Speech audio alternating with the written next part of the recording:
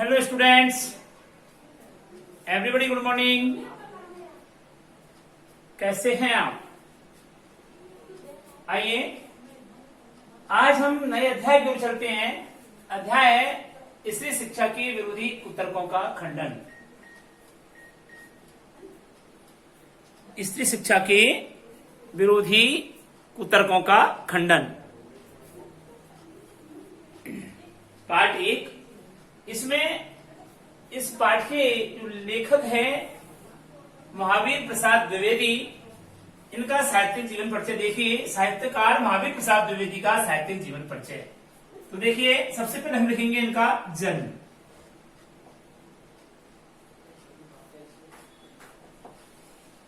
महावीर प्रसाद द्विवेदी का जन्म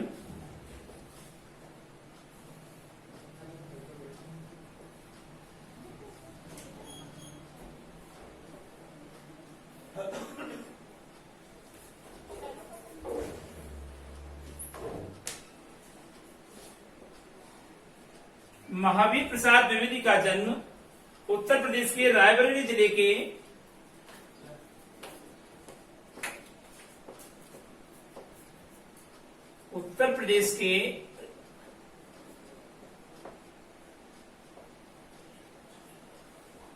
रायबरेली जिले के दौलतपुर गांव में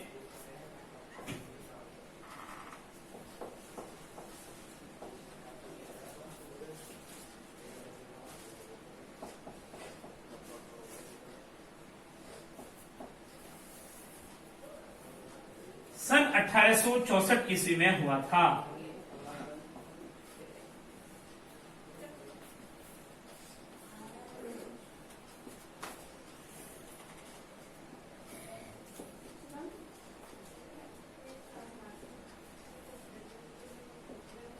ठीक है। इनके पिता का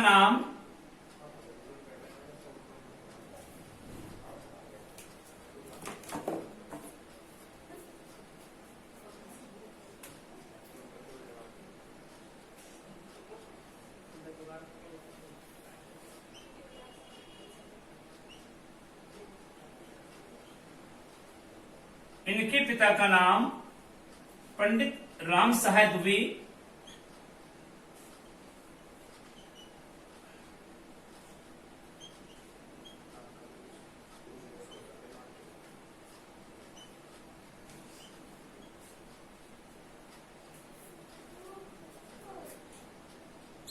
था, जो कान्यकुब्ज ब्राह्मण थे।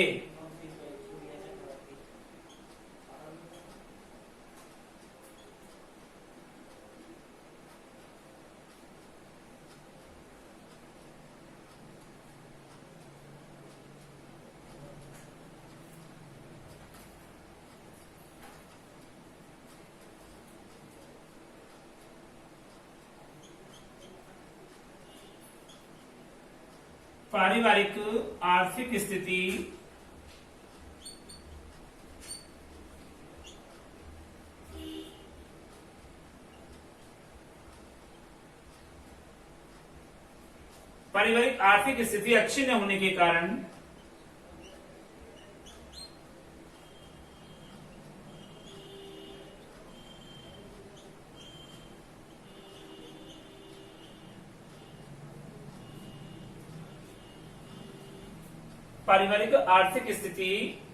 अच्छी न होने के कारण स्कूली शिक्षा पूर्ण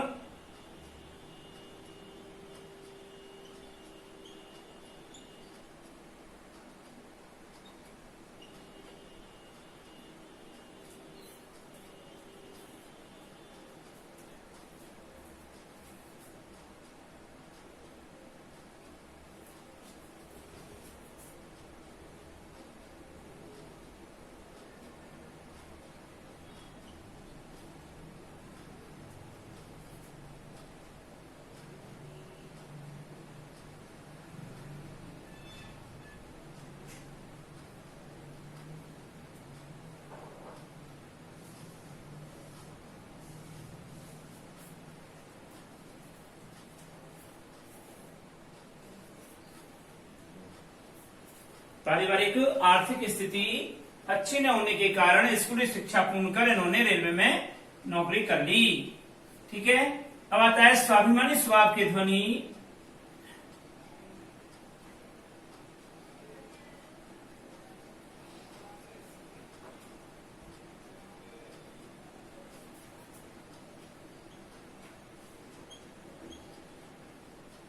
स्वाभिमानी स्वभाव के धनी द्विवेदी जी ने कुछ समय पश्चात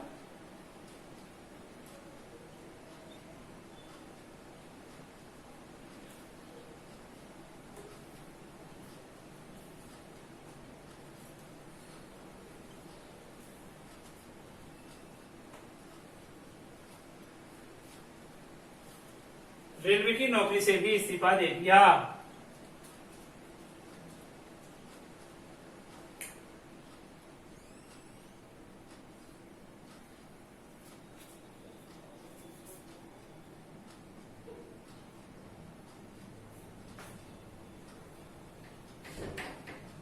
रेलवे की नौकरी से इस्तीफा दे दिया।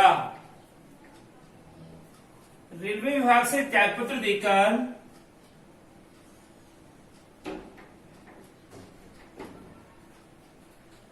रेलवे विभाग से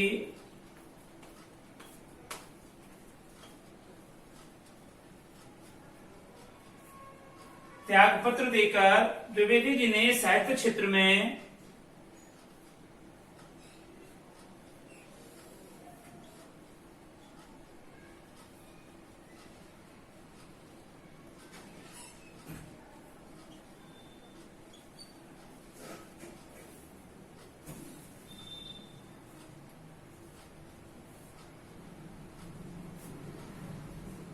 द्विवेदी जी ने साहित्य क्षेत्र में महत्वपूर्ण योगदान दिया।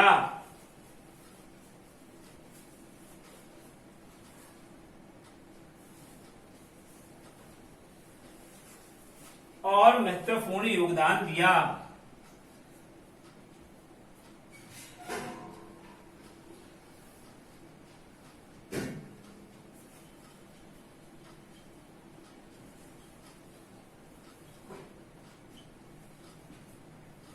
यानी साहित्य के क्षेत्र में इन्होंने पदार्पण किया और महत्वपूर्ण भूमिका निभाई।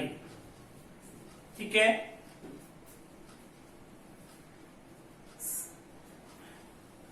सन 1903 से सन 1920 तक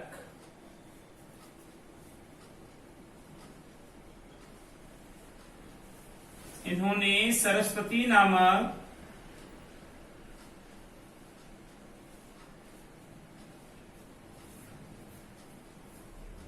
पत्रिका का संपादन किया।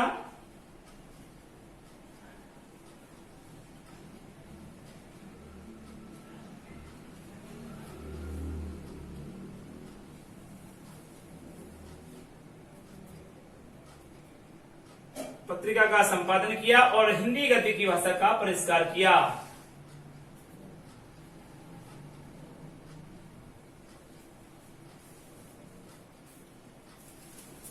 हिंदी गद्य की भाषा का परिष्कार किया।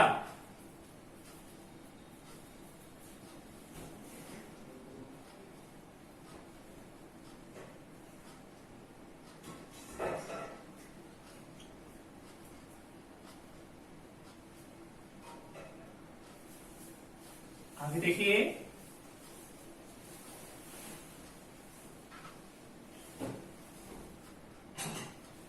महावीर प्रसाद द्विवेदी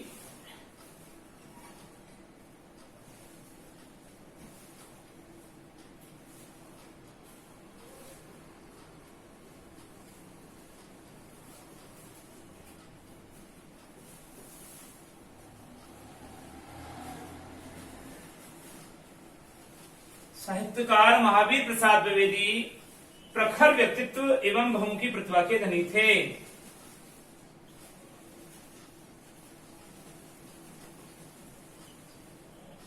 व्यक्तित्व एवं बहुमुखी प्रतिभा के धनी थे।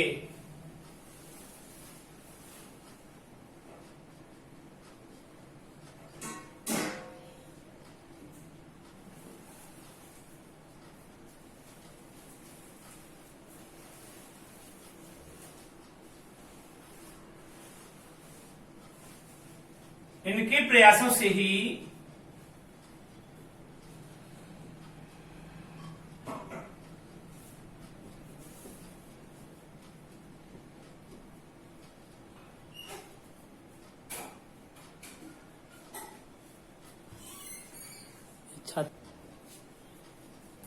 इनके प्रयासों से ही खड़ी बोली काव्य की भाषा के रूप में प्रखर हुई।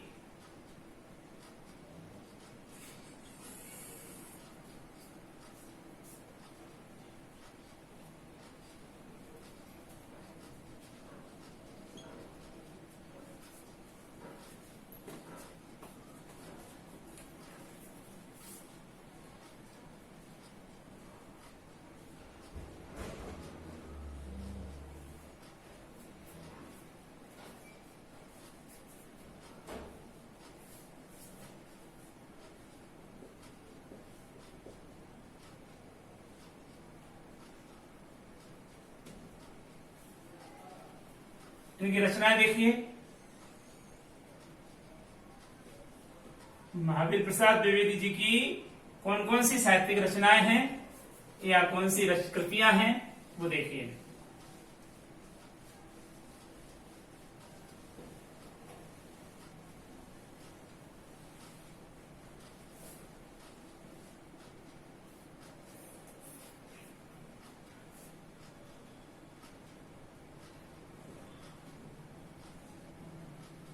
महावीर प्रसाद द्विवेदी की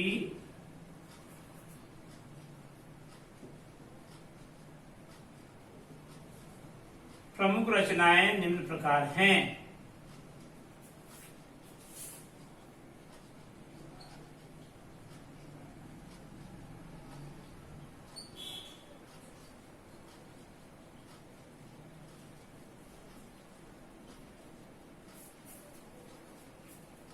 अब देखिए इसमें मौलिक रचनाएं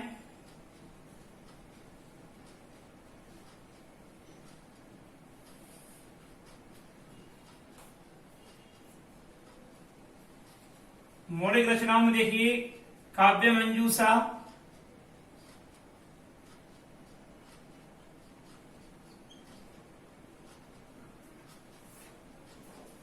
सुमन,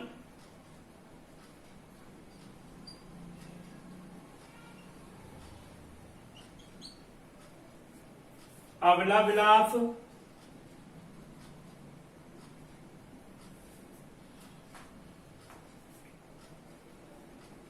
कान्यकुब्ज, कविता कलाप,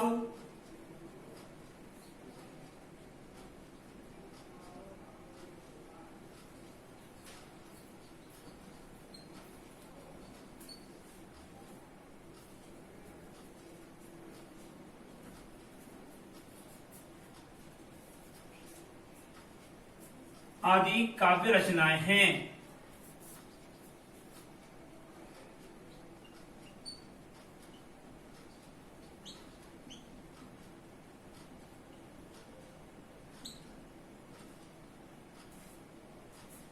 इसके बाद में है गद्य, यानी ये तो मौलिक काव्य रचनाएं थी इनकी। अब आता है गद्य रचना।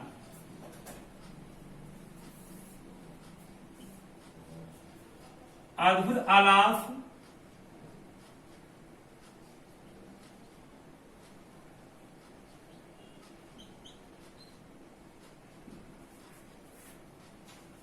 संपत्ति शास्त्र,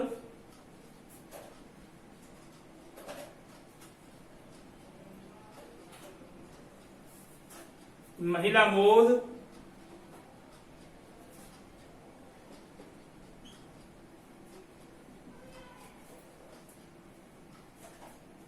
रसज्ञ रंजन और साहित्य सीकर,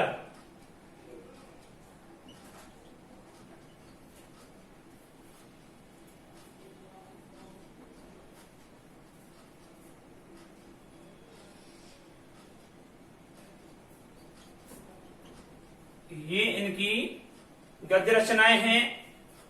और अनुदित रचनाएं जो थी इन्होंने अनुवादित जो की थी वो है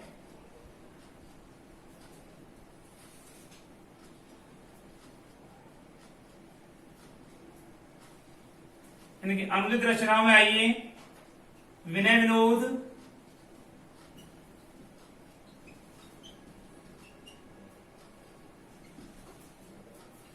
स्नेहमला,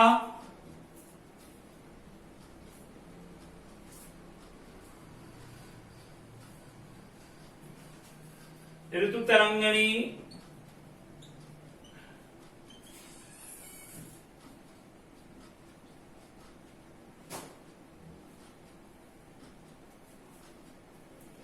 स्नेहमाला, ऋतु तरंगिणी, भामिनी विलास,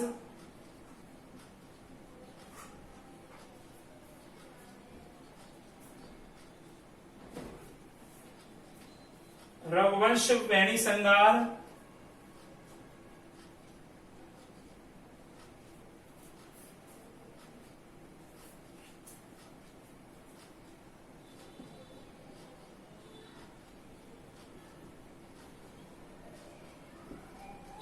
वेणी संगार, वेकन विचार,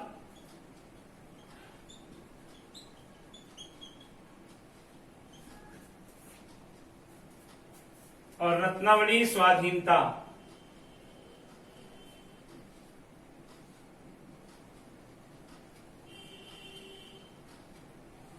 ये इनकी अनुदित रचना है, अनुवाद किया हुआ है।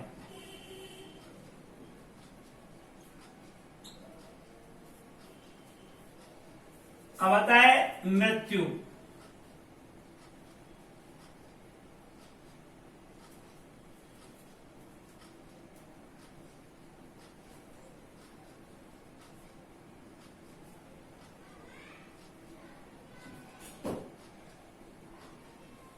साहित्यकार महावीर प्रसाद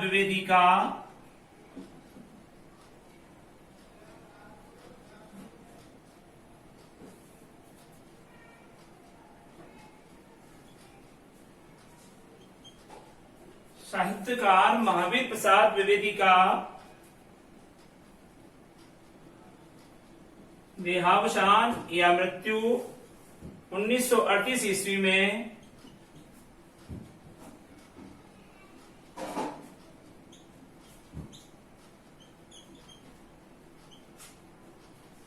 हुई थी। यह है इनकी मृत्यु से संबंधित बातें।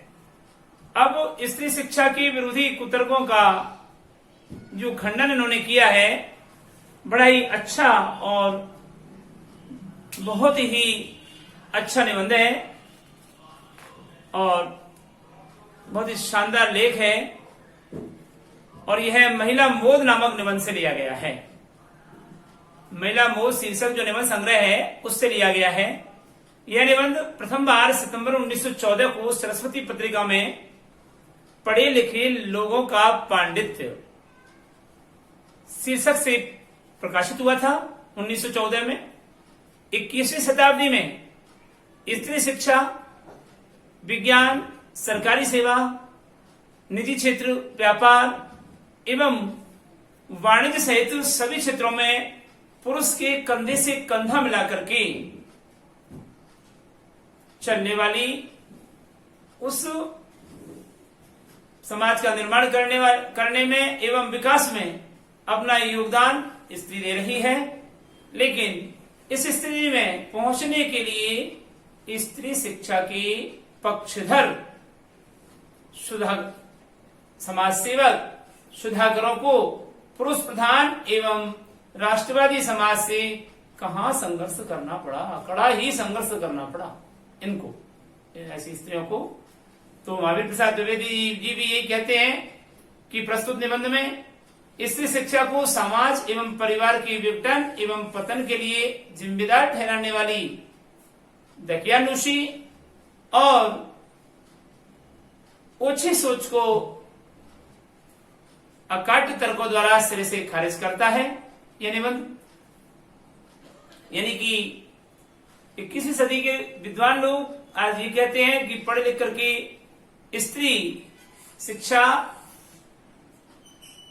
समाज को बिगाड़ रही है, पढ़े लिखे लोग, पढ़े लिखे स्त्रियां, लड़कियां समाज को दूषित कर रही हैं, ऐसा इनका मानना था। लेकिन महावीर प्रसाद द्विवेदी ने इनको एक सिरे से खारिज कर दिया कि पढ़ा लिखा अगर स्त्री वर्ग होगा तो समाज सुधरेगा। कहते हैं बच्चे की प्रथम पाठशाला उसकी माता होती है, और जब माता ही अनपढ़ होगी तो बच्चे को कैसे पढ़ाएगी, कैसे संस्कारित करेगी, कैसे शिक्षित करेगी। इसलिए स्त्री शिक्षा को प्रबलता के साथ में बढ़ाना चाहिए और उनका अनुसरण करना चाहिए। तो देखिए महावीर प्रसाद द्विवेदी जी कहते हैं कि बड़े दुख की बात है, सुख की बात है अर्थात दुख की बात है कि आजकल भी ऐसे लोग विद्वान हैं जो स्त्रियों को पढ़ाना उनके और गृह सुख के नाश का कारण समझते हैं कि स्त्रियों को पढ़ाओ मत, सुख का नाश हो जाएगा और गृह सुख का नाश हो जाएगा, फिर वो ध्वंस दिखाएगी, नौकरी करेगी, आवारा हो जाएगी, आउट ऑफ कंट्रोल हो जाएगी, स्वच्छंद हो जाएगी। अरे ये स्त्री के ऊपर ही क्यों सोचा जा रहा है, पुरुष के ऊपर क्यों नहीं सोचा जा रहा कि पुरुष पढ़ लिख करके क्या न्याय करेगा। है चोरी डकैती जितने अच्छे अच्छे तरीके से चोरी डकैती की जा रही है वो सब पढ़ाई लिखाई के परिणाम है ना पुरुषों की। तो बड़े दुख की बात है ये कि ऐसे लोग विद्वान लोग इसी शिक्षा को बढ़ावा देने से मना करते हैं, और लोग भी ऐसे वैसे नहीं सुशिक्षित लोग हैं, ऐसे लोग जिन्होंने बड़े बड़े स्कूलों को और शायद कॉलेजों में भी शिक्षा पाई है और जो धर्मशास्त्र और संस्कृत के ग्रंथ साहित्य से परिचय रखते हैं और जिनका पेशा कुशिक्षितों को सुशिक्षित बनाना होता है, यानी शिक्षा के मार्ग में आगे बढ़ना होता है, कुमार्गामियों को सुमार्गामी बनाना होता है और अधार्मिकों को धर्म तत्व समझाना होता है। उनकी दलीलें सुन लीजिए, क्या तर्क देते हैं वो। स्त्रियों को मत पढ़ाओ, वो तर्क देते हैं कि पुराने संस्कृत कवियों के नाटकों में कुलीन स्त्रियों से अपड़ों की भाषा में बात कराई गई है। पहले जो अभिज्ञान शाकुंतलम, कुमार संभवम, रघुवंशम है ना, मणि संहारम, ये जो संस्कृत के कालिदास के द्वारा रचित नाटक थे, इनमें स्त्रियों को अनपढ़ों की भाषा में बात करते बताया गया है। तो ये प्रमाण देते हैं कि इस देश में स्त्रियों को पढ़ाने की पुराने समय में कोई चाल नहीं थी। तो फिर यहाँ पर क्यों पढ़ाया जा रहा है। इतिहासकार पुराण आदि में उन्होंने पढ़ाने की नियमित प्रणाली जरूर लिखी मिलती। अगर प्राचीन काल में ये प्रणाली होती तो इतिहास में पुराणों में उन्हें पढ़ाने की नियमबद्ध प्रणाली होती। इसलिए जब प्राचीन काल में नहीं पढ़ाया जा रहा तो अब स्त्रियों को क्यों पढ़ाया जा रहा है, ये तर्क था पहला। दूसरा तर्क देते हैं कि स्त्रियों को पढ़ाने से अनर्थ होते हैं। शकुंतला इतना कम पढ़ी लिखी थी, देख लो आप, कि गवारों की भाषा में मुश्किल से एक छोटा सा श्लोक लिख पाई थी। उस पर भी उसकी इस इतनी कम शिक्षा ने अनर्थ कर डाला और दुष्यंत के साथ प्रेम विवाह कर दिया। शकुंतला ने जो कड़वे वचन दुष्यंत की सभा में, जब दुष्यंत उसको भूल गया तो बह गई, तो दुष्यंत की सभा में शकुंतला ने जो कड़वे वचन दुष्यंत को कहे, ये सब उनकी कम पढ़ाई का ही, कम पढ़ी लिखी का ही तो परिणाम था। इसलिए स्त्री को तो बिल्कुल ही नहीं पढ़ाना चाहिए। ये उनका दूसरा तर्क था। तीसरा तर्क वो अज्ञानी लोग कैसे देते हैं जी, सुनिए, कि जिस भाषा में शकुंतला ने श्लोक रचा था वह अनपढ़ों की या अपढ़ों की भाषा थी। इसलिए नागरिकों की भाषा की बात तो दूर रही, अपढ़ गंवारों की भाषा भी स्त्रियों को पढ़ाना मना है, बर्बाद करना है। इस प्रकार के तर्कों के दलीलों का सबसे अधिक प्रभावशाली उत्तर उपेक्षा ही है। यार फालतू की बात करते हैं ये लोग। तो वैसे भी हम दो चार बातें यहां पर लिख देते हैं इनके समर्थन में। स्त्री शिक्षा को बढ़ावा देना चाहिए, स्त्री शिक्षा का विरोध करना कुतर्क है, उन्हें पढ़ाना चाहिए। नाटकों में स्त्रियों का प्राकृतिक बोलना उनके अनपढ़ होने का प्रमाण नहीं है, विरोध कर लिया। पहले पॉइंट लो, लेखक ने अभी ऊपर बताया कि नाटकों में कुलीन स्त्रियों से अनपढ़ों की भाषा में बात करवाई गई है, तो वो नहीं पढ़ी लिखी थी, अच्छी परिवार की लड़कियां भी नहीं पढ़ती थी, पहले नाटकों में बताया गया है। तो इसका उत्तर दिया यहाँ पर महावीर प्रसाद द्विवेदी ने कि नाटकों में स्त्रियों का प्राकृत बोलना उनके अपढ़ होने का प्रमाण नहीं है। अब आप देख लीजिए, हमारे भारत में हमारे राजस्थान में जैसे हिंदी भाषा है, जैसे अंग्रेज अब देख लीजिए, अंग्रेजों का बालक जब जन्म लेता है ना तो भन्नाट अंग्रेजी बोलना सीख जाता है। वो जब हमारे सामने आता है वो कहते हैं यार इतनी अच्छी अंग्रेजी इसकी। अरे उसकी प्राकृत भाषा है वो, उसकी बोलचाल की भाषा है वो, तो इसमें कोई बड़ी बात नहीं है। लेकिन उसके लिए टिपिकल तो अंग्रेजी नहीं हिंदी आएगी। तो ये चीज है यहां पर कि नाटकों में स्त्रियों का प्राकृत बोलना उनके अपढ़ होने का कोई प्रमाण नहीं है। अधिक से अधिक इतना ही कहा जा सकता है कि वे संस्कृत नहीं बोल सकती थी। संस्कृत न बोल सकना न अनपढ़ होने का सबूत है और न गंवार होने का। अच्छा, तो उत्तर रामचरितमानस में उदाहरण देते हुए लेखक कह रहे हैं कि चलो ठीक है, उत्तर रामचरितमानस में ही ऋषियों की वेदांतवादिनी पत्नियां कौन सी भाषा बोलती थी बताओ, जिन्होंने वेदों का ज्ञान था? अनुसुईया, गार्गी, मैत्रेयी। आपको गार्गी पुरस्कार मिलता है ना, बच्चे को 75% ऊपर 10th में लाने के बाद गार्गी पुरस्कार दिया जाता है। उस गार्गी एक वैसी प्रकांड विद्वान विदुषी महिला थी जिन्होंने अच्छे अच्छे पुरुष विद्वान पुरुषों को शास्त्रार्थ में हरा दिया था। तो उनके समान आप विद्वान हो, इसलिए आपको वह पुरस्कार दिया जाता है गार्गी का, गार्गी के नाम से। आया समझ में? तो ये विद्वान थी उस प्राचीन काल में। अनुसुईया, आप जानते हो अनुसुईया ने तो ब्रह्मा विष्णु महेश तीनों को 6 महीने का बच्चा बना करके पालने में डाल दिया अपने ज्ञान तप बल से। तो इसका मतलब तो ये है कि वो पहले इतनी पढ़ी लिखी थी, जब वेदों का ज्ञान उनको था, तो फिर हम अब क्यों नहीं पढ़ाएं? प्राचीन काल में जब स्त्री हमारी इतनी पढ़ी लिखी थी तो अब पढ़ाने में क्या हर्ज है? अब तो पढ़ाना आवश्यक हो गया। तो उदाहरण देते हुए लेखक कहते हैं कि उत्तर रामचरितमानस में स्त्रियों का, ऋषियों की वेदांतवादिनी महिलाएं पत्नियां कौन सी भाषा बोलती थी? अरे उनकी संस्कृत क्या कोई गंवार की संस्कृत थी? भवभूति जैसे महाकवि, कालिदास जैसे महाकवि के नाटक जिस जमाने के हैं उस जमाने में बोलने वाली स्त्रियों को अनपढ़ बताने का साहस कोई करे तो सही। प्राकृत बोलने वाली, क्योंकि उस समय भाषा ही प्राकृत थी, प्राकृत भाषा थी उस समय, तो उनको कोई अनपढ़ बताना कहे तो सही। इसका क्या सबूत है कि उस जमाने में बोलचाल की भाषा प्राकृत नहीं थी? सबूत तो प्राकृत के चरण के ही मिलते हैं। प्राकृत यदि उस समय की प्रचलित भाषा न होती तो बौद्धों तथा जैनों के हजारों ग्रंथ उनमें क्यों लिखे होते? नमोकार मंत्र जैनों का उसी प्राकृत भाषा में लिखा गया। आप संस्कृत के मंत्रों को पढ़ लो, लेकिन नमोकार मंत्रों को पढ़ने में बड़े डिफिकल्ट होता है ना। तो प्राकृत भाषा उस समय प्रचलन में थी, इसलिए प्राकृत भाषा को वेद वेदांगों में भी लिखा गया है। जैनों के और बौद्धों के त्रिपिटक ग्रंथों में उनको लिखा गया है, प्राकृत भाषा का प्रयोग किया गया है। तो प्राकृत भाषा एकमात्र ऐसी भाषा थी जो उस समय ग्रंथों में वेदों में लिखी जाती थी, और यही कारण है कि उस जमाने के प्राकृत ही सर्वसाधारण की भाषा थी। अतः प्राकृत बोलना और लिखना अपढ़ और अशिक्षित होने का बिल्कुल चिन्ह नहीं है। जिन पंडितों ने गाथा सप्तमी,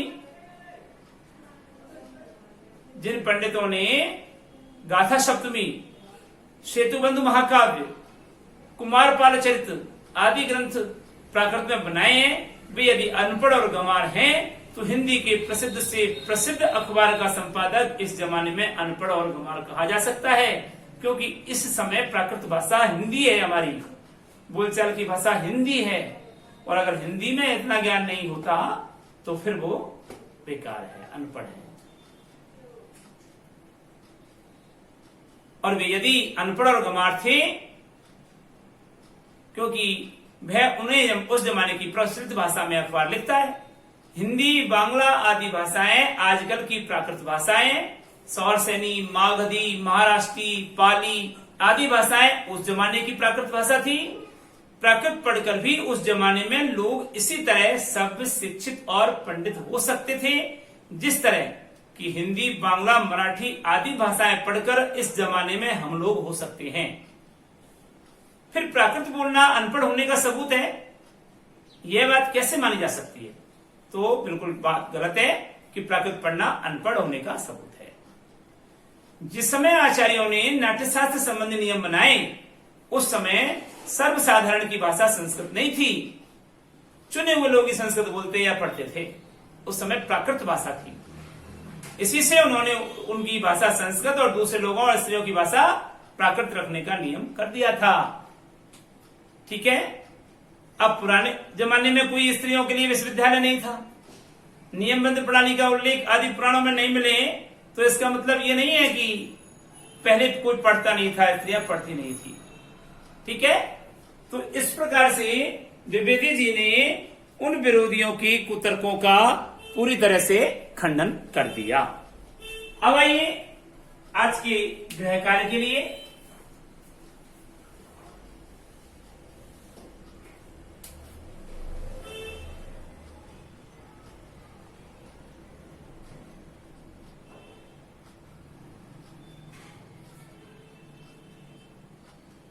साहित्यकार महावीर प्रसाद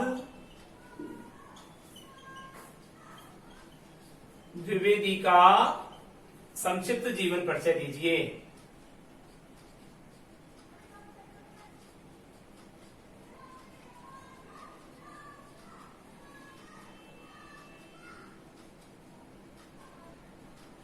ठीक है। अगले वीडियो में हम आपसे पुनः मुलाकात करेंगे। तब तक के लिए हम आपसे विदा लेते हैं। नमस्कार।